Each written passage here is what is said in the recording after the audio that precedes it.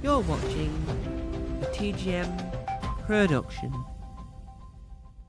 One I made earlier. Here's one I made earlier. Here's one I made earlier. Here's one I made earlier. Here's one I made earlier. Here's one I made earlier. Hello and welcome to Here's What I Made Earlier, the Blue Peter YouTube channel that tries to be a TV show but failed the moment it pressed record. Today we're talking about the brand new era of Blue Peter that came out on the 5th of September 2025, and a hacker once said on BBC Breakfast, remember the 5th of September. And he said on BBC, and he said on radio, remember the 5th of September. And yes, we remembered the 5th of September, but let's look ahead. Previously, the 5th of September, Anthea Turner, the Blue Peter presenter of old. Now, when they were showcasing this brand new, might I say, beautiful set, do miss some of the rigid blueness and some of the roundels of the original set, but this is going to be beautiful. The longer we get to see it, the more we get to see it. And they brought down a few previous Blue Peter presenters from different eras. Yes. Radzi is the most recent out of the three that turned up. One of them was Anthea Turner. And Anthea Turner got given a rather lovely surprise. They filmed it, bearing in mind, I'm not too keen on the audio of this, what you're about to see, due to the fact that it wasn't officially filmed by, let's say, the Blue Peter team, if you will. What I mean by that is that it was filmed by someone else that worked on the Blue Peter team that isn't the camera crew, because even though it's filmed really nice, I don't think they used the camera audios, because I think this was just for the online market and they didn't really need to do bits with the audio. But without further ado, here is the surprise that was given to the one and only Anthea Turner, the Tracy Island model. Please enjoy. We have one other surprise for you. So you know from your time on Blue Peter that there's a very certain badge that we give to very, very special people. Now from your time on Blue Peter, you inspire children across the UK to have fun with your infectious excitement, and you took on some fantastic challenges, from being rescued on top of a Ferris wheel to doing dog agility with Bonnie the Blue Peter dog. We also have to talk about the iconic Tracy Island make that is now synonymous with the show's tradition of helping kids make things they couldn't otherwise buy. So for all of those reasons and more, yes, we wanted to award you with your very own Gold Blue Peter badge!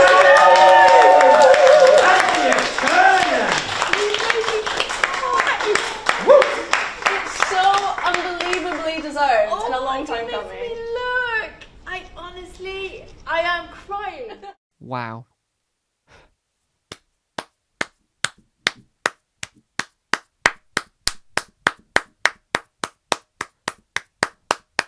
Well done, Anthea Turner, on getting your gold Blue Peter badge. And well done, Anthea Turner, because you deserved it. Not only for what Abby Cook just said, but for the fact you made Tracy Island, right? Now, I have many questions based on the whole Tracy Island thing. I know that Thunderbirds was a massive hit in the 60s, and I know when the BBC brought it on to BBC Two, it was also a massive hit, but it was decades later. So I know that toy crazes can just happen so quickly, but it was such a genius idea of Anthea Turner to create. Whether or not it was Anthea Turner's original idea, that's yet to be known in my knowledge, but we know that Anthea Turner made it, right? And that's all everyone remembers of that situation. Anthea Turner made it. That's all we need to know. So I would like to say congratulations and well done to Anthea Turner. It's a well-deserved gold Blue Peter badge. And I think, and I don't know, because now that Blue Peter's fully pre-recorded, we haven't yet known what's happening in every episode. So I don't know yet if my fact is correct. But as of what we've seen, the fact that she might be the first person to get a Gold Blue Peter badge in the brand new studio is amazing. Because at one point, it's no issue on anything. It's just one point I noticed that each week someone new got a Gold Blue Peter badge, and I thought that just seemed odd that it was every week. They could have just cut the clips, cut those films so that once every 3 weeks someone got a Gold Blue Peter badge. It just seemed weird for a while that once a week someone was getting a Gold Blue Peter badge. Well deserved of all these people that got them, but just seemed weird that they pulled it together. But now that we don't get it as much, you sort of appreciate that the people that have won it deserve it, right? You only get a Gold Peter badge, Gold Blue Peter badge, if you deserve it. Royalty deserves it. Blue Peter presenters deserve it when they decide to go, when they leave, right? Because there's the highest accolade, it's achievement. People that do extraordinary things, not just kids, but adults. I need to stop leaning this way. So I think that we need to cherish those moments and just separate them out. But that's got nothing to do with the new era. It might have changed. So now let's talk about the 5th. Remember the 5th of September. We're going to talk about the positives and the negatives. There are not many negatives due to the fact that I know personally this is the first program back in the new studio and the slightly tweaked format. So I know that some things that I might have thought were issues will be resolved. So I didn't think of them as issues because I know that this is only episode 1 in this new run.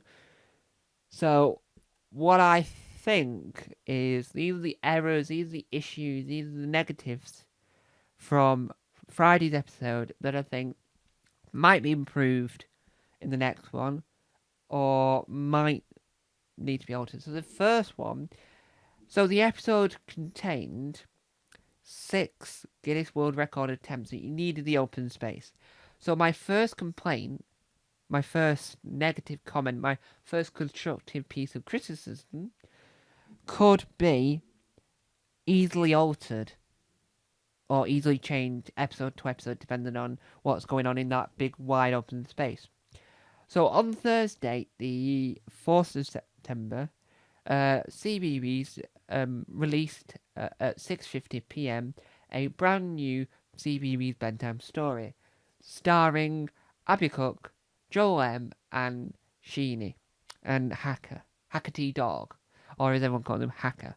I do apologise for not saying Sheenie's last name. I don't want to get it wrong, so I've just chose not to say it because it's like it's shorthand for Joel. Is known online as Joel M, and on Sky Kids is known as Joel M. I have many questions about that Sky Kids program. I've not seen it. That's why I've got many questions. I want to know if you did that before Blue Peter. Is what I want to know because it seems new. I just think it's really fascinating because Joel is a brilliant presenter. So having this Sky Kids program beforehand, it just seemed slightly odd because that Sky Kids program shouldn't be on Sky Kids, and no, should be on the BBC because it looks brilliant, it looks magic, it looks right up his alley. But I think it gets buried in Sky Kids. There's a few shows that shouldn't really stick on Sky Kids, like Dodo was a kids show that ITV took on for its first series so that it can air on ITV as well as Sky Kids. And I think that the brilliant word of Tom Gates needs to be on either ITV or the BBC. One other program I'm just going to mention before we talk back onto it, and all the ones that star all these YouTube people, because they've got a YouTube thing with the gaming with grandparents or whatever it's called, get them lot to come that way. Anyway, but the point is that you've got this massive area. So in the CBeebies bedtime story, you had on the couch, you had Henry on the couch, you had Abby Cook, Joel M, and Sheenie on the couch, right? Fair enough, perfect, brilliant. That shows that that's going to be an angle that we'll use quite a lot. Then you've got the box next to it that has got Hacker on top, Hacker D-Dog. That worked. brilliantly. I loved it, and the story was hilarious due to it being the Hungry Caterpillar, but it due to the fact that they're all trying to freeze out a bit, and Hacker's trying to be the comical element in that.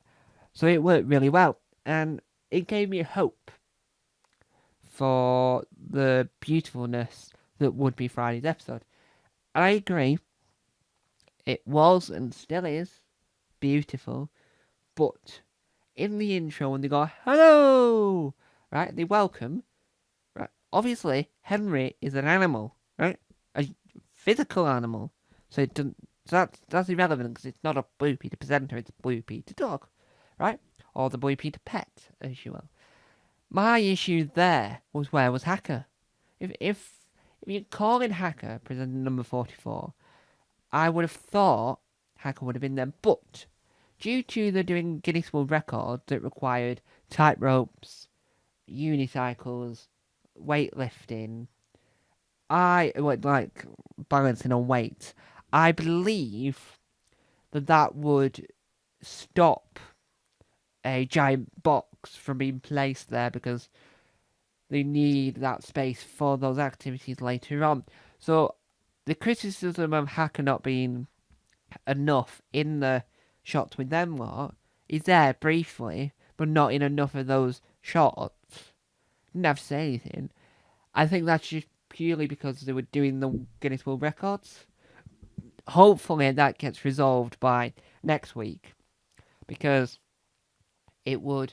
I think it would just sort of not work as well if he kept Hacker to the side, so where when they were doing the Guinness World Records, Hacker would chip in, or he wouldn't really be there if in the main gathering shots. I think there is limitations because he's a puppet. There is limitations to that, I know. But I think that if you do the welcoming shot with Hacker in it somewhere, right, even if he's behind the couch or whatever, try and get Hacker into the opening shot at the very top of the programme, because he was there at the very end of the programme. So I think that just positioning Hacker so he's slightly in more shots is a piece of criticism that I think could be resolved. So it's constructive criticism. And I think that it might get resolved in the second episode. We don't know.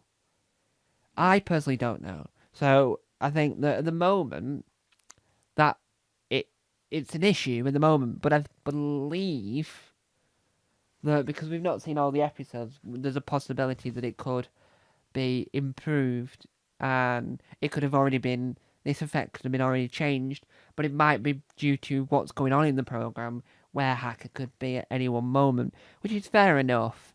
I think the opening film for Hacker, the bits we'd already seen on BBC Breakfast and all this were really good, but the ones we hadn't seen, the bit that was a Blue Peter exclusive section of the thing, was genuinely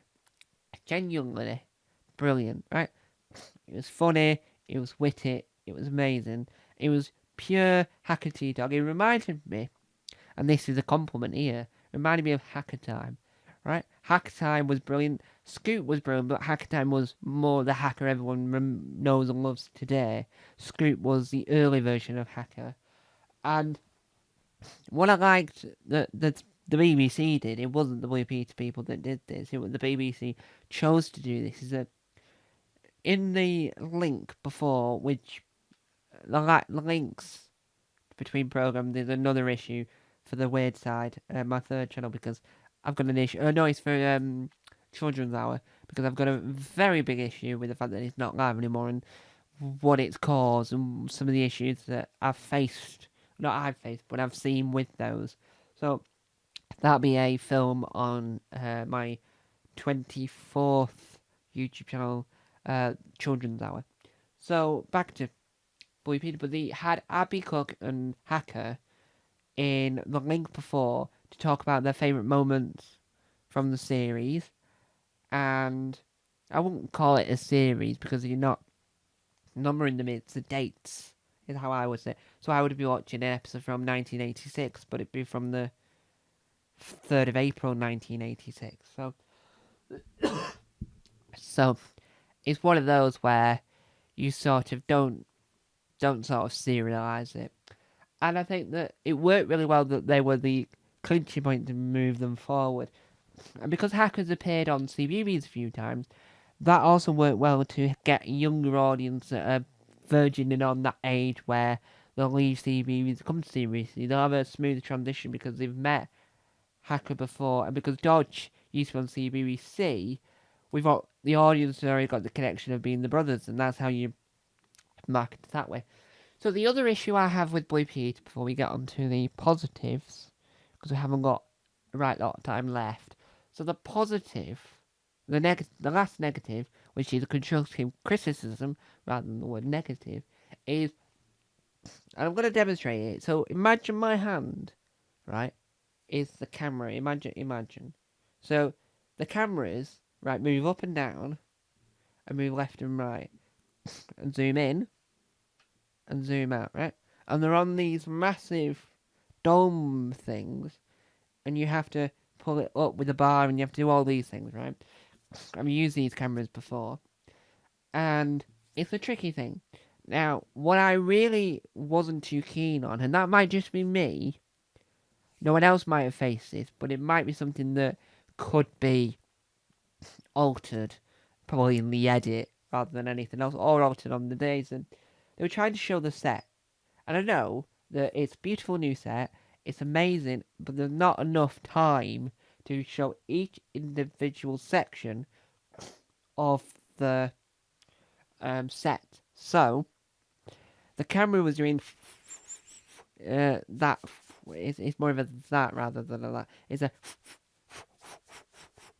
and the viewers were watching it as it's doing that way. The viewers like, what am I looking at? And to me, that's the issue I found. I felt that it happened too fast. So the whole showing the set deemed too fast, and I felt like the program was too short. I think instead of having it from 5 till 5:30, I think we should have 5 till 5:45, or at least 5:32, because I feel like the show, it was a really good episode, and I was really engaged with it. I loved it, but when it was over, it just felt too short. And I think having that scene at the beginning being really incredibly fast and not entirely working, and that might just be me, I felt like it helped rush the program, but it felt slightly rushed. And I think that if we extend the program out by a couple of minutes, we could have those moments slower and a lot more showing off these sets, because they're beautiful and they need to be shown. And I feel like that was slightly, it just sort of sped the thing up in my mind. And that might just be me.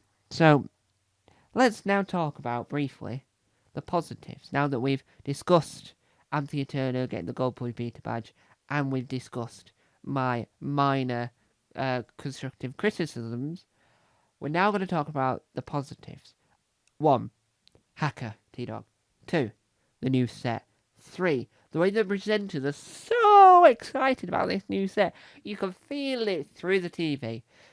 The challenges are brilliant as ever. I loved how, because I don't know enough about Formula 1, and I didn't know enough about female Formula 1, so seeing a female Formula 1 driver, from my point of view, I learnt a lot, and having Joel attempt to drive in this was brilliant, right? I didn't know, and I learnt something new that day, that if you brake really heavily and then let go slowly, you get a lot faster speed around the bend on these tracks that you would see on programs such as Top Gear. And I think that Top Gear UK, Top Gear US, and Top Gear America, and Top Gear Korea, and Top Gear Japan, and it really intrigued me from the sense of I didn't know much about female sport in the motorsport way. I know a lot. I know about women's rugby and women's football, but I didn't know much about women's Formula 1, because I didn't know much about Formula 1 itself. The only Formula 1 racer I can think of is Lewis Hamilton. I can't think of another one now. But it was the fact that you learned something new whilst getting engaged with the activity that was taking place. So the challenge was Joel trying to get around the lap in under a minute.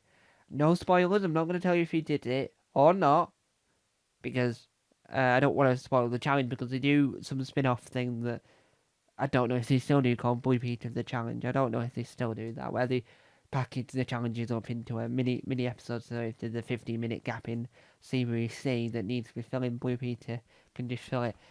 More of those mini things. Apologise, box. More of those mini things would be brilliant. But the more to the point, and I'd love to learn the essence of packaging up something like that. And I think the Blue Peter teaches you a lot about things you didn't know about, like, for instance, female F1, and learning about how programs like that should be made, so when I can take it away to learn and adapt and trying to invent my own ways of making those type of things. And I think that overall, my favourite aspect of last night's episode, not just the fact that the Guinness World Records were beautifully done, was the fact that the enthusiasm was there, the love for the new set was there, and demonstrating to the point that Blue Peter hasn't gone anywhere, hasn't changed much. They've got a new set, they've tweaked the format ever so slightly, but I do think that it's going to enhance the future of Blue Peter. It's going to help to say, look, I know we've been going for 60 odd years. We're now trying to get to our 70th anniversary. We could do something brilliant. The 60th anniversary edition of Blue Peter was amazing, but how can we top that to make it even better than it was before? And possibly things could happen. Who knows? And I would love to reach 17. And Friday's episode showed to me and showed to the audience that it's not going anywhere anytime soon. I think the set looks really nice. I like how accessible the set is to everyone. So it's accessible for Hacker. So there's enough spaces for Phil Fletcher to be able to puppeteer.